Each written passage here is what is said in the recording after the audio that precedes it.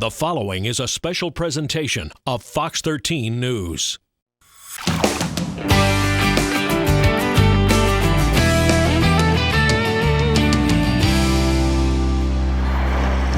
Hello and welcome to Mak'n Waves. If it's making waves out here on Tampa Bay waterways, I'm making sure you know about it. Nice fish, dude. We'll get our fish on. We're going to take you offshore to show you how to dig the big boys off the bottom. Nice. Good Day's Russell and Dave, they also get on the fun. You'll see the Good Day crew do the same. And guess who caught the biggest fish? I also investigate why this prized barrier island is vanishing. I'll take you there and show you the efforts to preserve it. But first, the hunt for the Silver King. It's really our prized sport fish here, and Boca Grande may be known as the tarpon capital of the world, but the Tampa Bay area, guides tell me, is absolutely giving it a run for its money. They're seeing more tarpon than they've ever seen. They're also seeing more and more sharks. Protecting both of these delicate species is proving to be a bit of a delicate dance. It's just a fish that gets really big. Known for how hard they fight, the way they jump. The colors of it, the brightness of it, the way the sun hits and changes the colors of the fish. All right, just a beautiful creature. Like a dance in the air from a fish up and up, dancing in the air, flipping around. It's beautiful. It's like art. Yeah, it's pretty wild.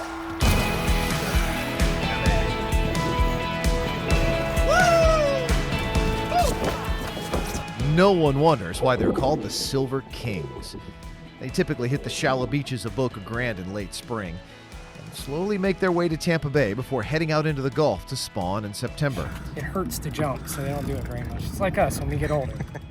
You can only catch them in Florida, the Bahamas, and South America as well, so people come from all over the world to hook up and dance with them. Take it out of gear. A strong fish. Captain Chris Wiggins is a St. Pete native who's fished these waters since he could sling a pole. It's probably been the best tarpon season like ever, I think. We had really great weather. We didn't have any rain. It's 40 days, no rain.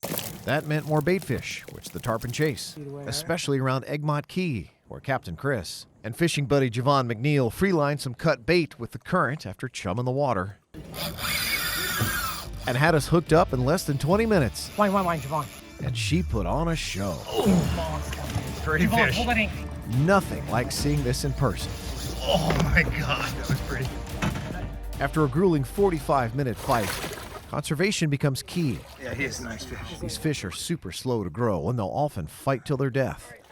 So you want the right tackle where you fight in the shortest amount of time. And if you do get one to the boat, keep water moving through its gills. This 160-pound monster took us to the beach, where we made extra sure she was getting enough water for a good release. And remember, when they get this big, you cannot take them fully out of the water. It's what, 40 inches? 40 inches. It's the biggest one. Everything else, you gotta leave in the water. Yep. Go, baby, go. Releases aren't always so graceful around here either. Oh, he's on it.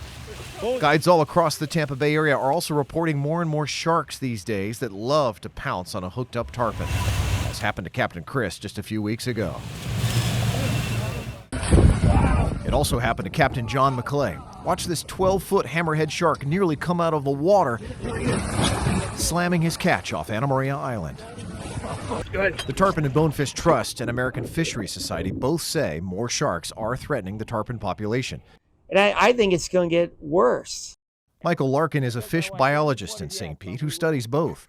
He tells me we're seeing the result now of federal shark protections passed in 2010 and tighter regulations for recreational fishing. So there are more sharks in the water and more discards. So it comes as like this perfect storm of anglers losing their catch to sharks. And you can help by opening the spool or cutting your line even if you see any sharks when you're hooked up. And maintaining a healthy balance is ever more critical, as sharks aren't their only threat. Yeah, come on up. There are more of us out on the water too, as word spreads about our backyard paradise. I'm just hoping that their habitat stays, with all these mangroves, and now we're building more and more houses and condos, but it's still really good fishery, it really is.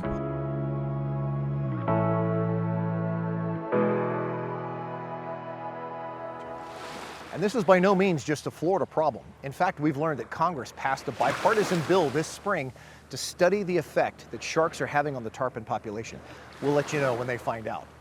Meantime, if you want to hook up with Captain Chris, you can find him on Facebook. He is Salty Hook Charters. You may want to book him now, though, for next spring because he is in high demand. Now, for those who don't want to fish, let's go make some waves in Weeki Wachee. If you haven't been, put it on your list, where this spring-fed river is truly one of Florida's greatest gems, and the clear water is just part of the attraction.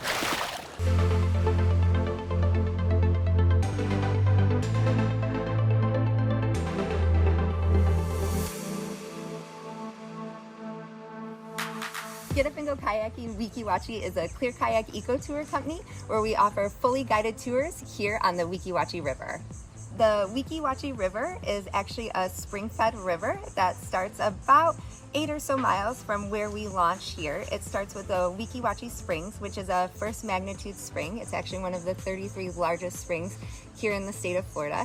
And that means about 120 million gallons of fresh water flow from the spring to our estuary where it meets the Gulf of Mexico every single day. The river is really special and host to a whole bunch of different wildlife, from manatees, dolphins, otters, turtles, all sorts of different fish that we see out here, and even bald eagles. So we start here in the estuary where we see about 90% of our wildlife sightings before we start making our way up the spring-fed clear waters of the Weeki Wachee River. So sort of the things that we do is we stay in our kayaks for the duration of the tour so that we don't trample any of the delicate vegetation along the side of the river that prevents erosion. We also make sure that we pack in anything that we take out with us, and then we also provide a guide so that we can teach you all ethical wildlife watching and best tips for how to stay safe and how to keep wildlife safe while you're out there on the water as well too.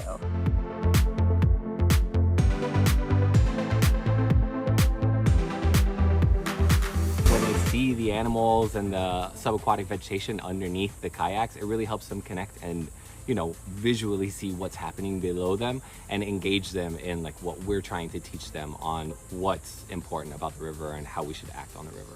All of our guides are certified guardian guides, which means we've gone through extensive training and go through training on a regular basis to make sure that we're providing and sharing as much manatee education as we can with everyone that comes to visit the Weeki Wachee River. They really do a great job preserving this precious gem. They leave nothing behind too, which is so important with so many visitors. You can find them on getupandgokayaking.com. Next on Mak'n Waves, perhaps our most prized barrier island is washing away. That's a good snapper. And we're hunting what many people think is the tastiest fish in the Gulf. Some deep water offshore therapy is next.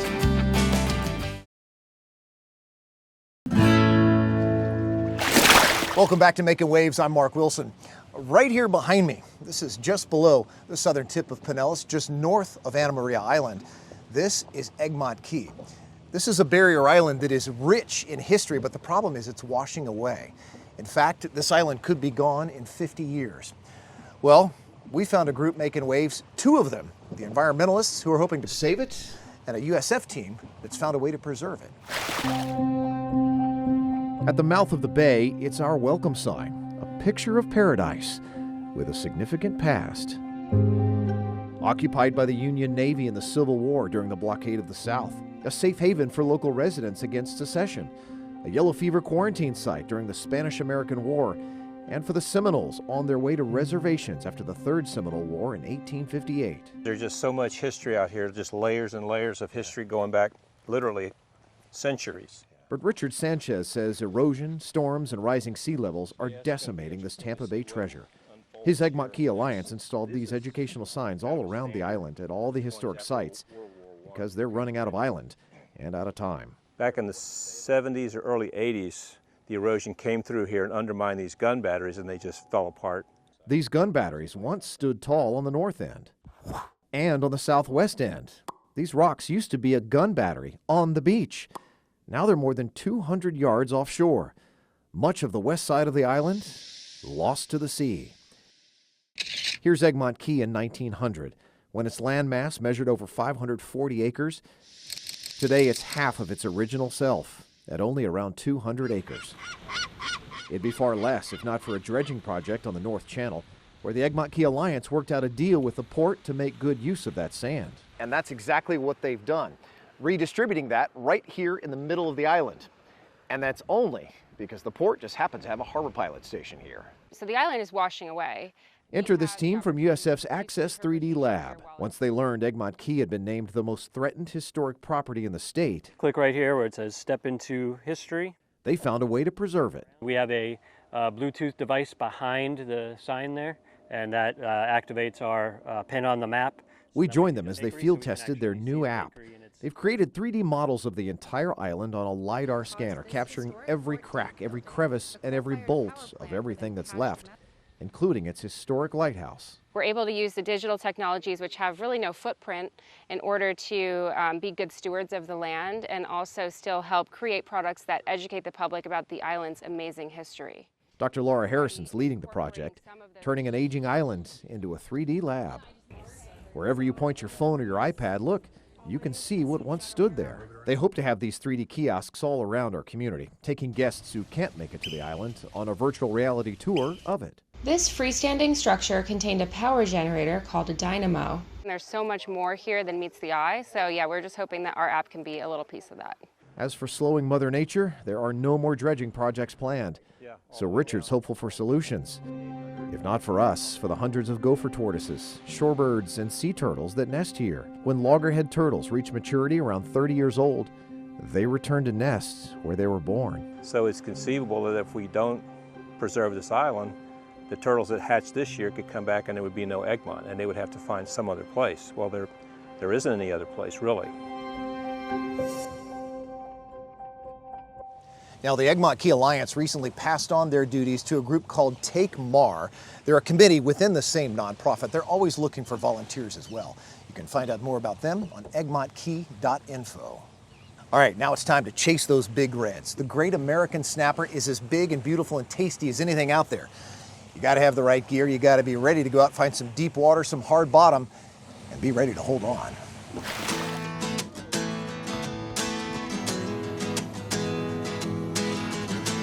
You just know it's going to be a good day when the dolphins appear to show you the way.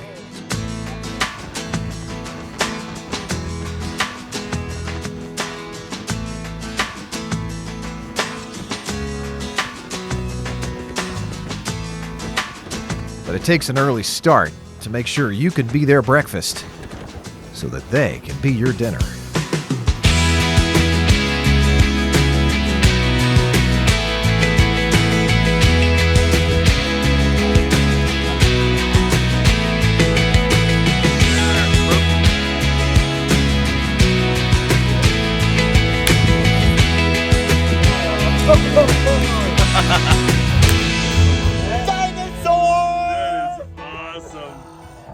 Oh my gosh, Mark Wilson, what are you doing? And the reason these are so cherished, they're only available, they only have an open season for about 6 weeks from the whole year. The good news is, last couple of years, FWC and the feds have opened these up, so we're getting a little bit more chances to catch these beautiful fish every year.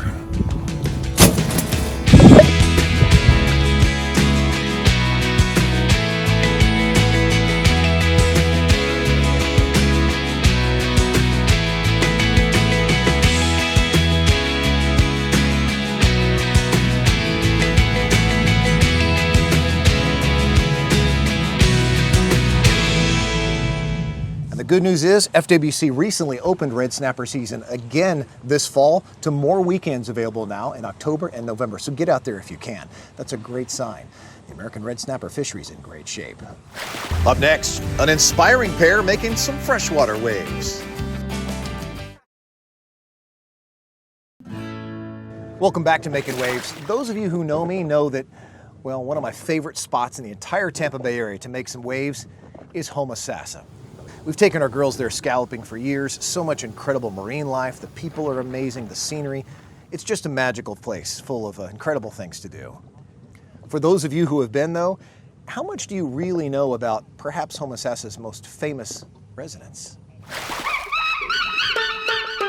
Monkey Island's very unique. Not a lot of people think, hey, these monkeys live on an island here in the Homosassa River. I'm Blake Lohman, and welcome to historic Monkey Island, Riverside Resort in Old Homosassa. So right now there's 3 spider monkeys, and Ralph is the male, and then the 2 females are Ebony and Emily. Originally in the 1960s when the monkeys came, it was over here at the state park, and the monkeys kept escaping their exhibit, so the owner decided to relocate them. And before the island is what you see today, it used to be just a small pile of rocks, and on low tide you couldn't see the rocks, and a lot of the boaters would ruin their props, lower units. So the story goes is the owner had a drag line and piled up some rocks so the boaters could see where the rocks are. And once the monkeys started escaping over at the park down the road, he decided to bring the monkeys to what is now known Monkey Island, or before it was known Monkey Island. They called it Monkey Alcatraz. People love to sit and watch the monkeys all day, especially when the weather's nice outside. The kids really love it. It's just really cool and a unique piece to sit and watch the monkeys play. Monkey Island's very important to the community. Like I mentioned earlier, they've been around since the early 60s, and Citrus County, if not specifically Old Homosassa, is really known for the historic Monkey Island, and it's a big piece of the community. Now, a St. Pete man I met recently who's taking his passion to the next generation, taking kids outdoors, making some freshwater waves, and he's crediting someone very close to him for the inspiration. On a warm summer morning at Lake Vista in South St. Pete, Up, sir. Jovan McNeil is casting much more than just worms. But the focus and patience this requires Scared of the worm? No. has a pretty quick payoff, Get the fish on. with Jovan showing them the way. Fish on. For each of these youngsters, this is their first time fishing. And the only electronics out are his, capturing their first catches and drops. So it's huge to have that, where it's just them in the moment in nature, experience something for the first time. Jovan started the nonprofit Cloud9 Outdoors in 2015, where mentorship and education, he says, meet the outdoors. And be on Cloud 9. This is important to our young people to be able to see that there's right here in their backyard opportunity to learn how to fish, to connect to new mentors. The Pinellas County Urban League has now partnered with him. These are all members of the Urban League's New Lights program, exposing youngsters to workforce opportunities, entrepreneurship, and what they call dedicated mentoring. So that our youth can really take that level of connection, and then throughout their lives have that as a relationship that they can always nurture and learn from. Keeps you out of trouble. Deshaun Herrera was Jovan's first youngster he took fishing. 9 years later, here he is. He's come full circle. The mentee, now a mentor himself. So I've been in this program for a while, so now I just come back and help and volunteer. So it's kind of good to help other kids fish and learn. He's also caught the attention of valuable sponsors. He's giving away 100 fishing poles to children, and Jovan jumped on. He's like, I have a nonprofit that's doing this. So we got to link up together, and it's been about 5 years, and we've helped a lot of people since then. So real. There you go. All because Jovan's mom, his #1 volunteer, took Jovan fishing as young as they can remember. I don't know. How old were you? About 3, 5. Yeah, we went, bought fishing poles. It was gentlemen around fishing. I asked them to show me, as far as how to do the hooks, and we've been fishing ever since. All right, look up at Making memories on every trip, Okay, now when you do that. no matter what they caught or who caught the bigger one. Oh, I carry him all the time, even now. Okay. Sharing the joy of being hooked on the outdoors as much as they enjoy being hooked together. All day. Right here. Cloud9outdoors.org. You can find them on Facebook as well. Coming up, Good Days Russell and Dave are put to the offshore test. And who's baiting their own hook? That's next on Mak'n Waves. Big red snapper!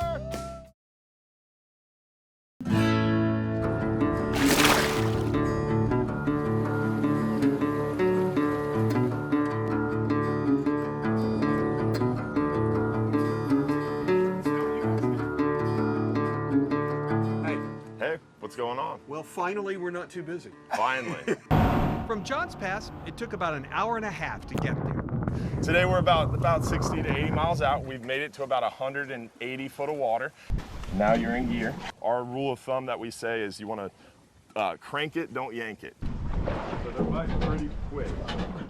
Pretty big. Oh, wow. John! What do you got? Big red snapper! That's what they look like.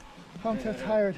We get to have the ability to kind of see people on their best days, right? And it's a cool experience, right? Everybody's happy on vacation and Yep, I got a scamp. generally a positive experience. Look at the fish That I is caught. gorgeous. We get to see people on their best days and show them a good time out in the water and make memories. They don't get much bigger than that. Oh, snapper, baby! Frosty, good nice! Woo! You're the professional. How'd we do? I think we did really well. My favorite part so far of the day was when you caught that massive fish. As soon as the fish got on the boat, you dropped the rod and laid down. Collapsed. Yeah. 1, 2, 3, I'm out. But you caught some really nice fish. You both did. We did. Thanks. Yeah. And listen, Thanks to you. thank you so much for letting us come out and do this. Yeah, This was I'm great glad fun you guys today. could This was join great us. fun. Thank It was a lot of fun. Thank you. Appreciate you guys. For the record, I never baited a hook. Russell is never going to hear the end of that one, that's for sure. Well, that's going to do it for Making Waves. Thanks so much for joining us. Remember, if you're out here making waves, make sure you're making good decisions. Until next time, I'm Mark Wilson.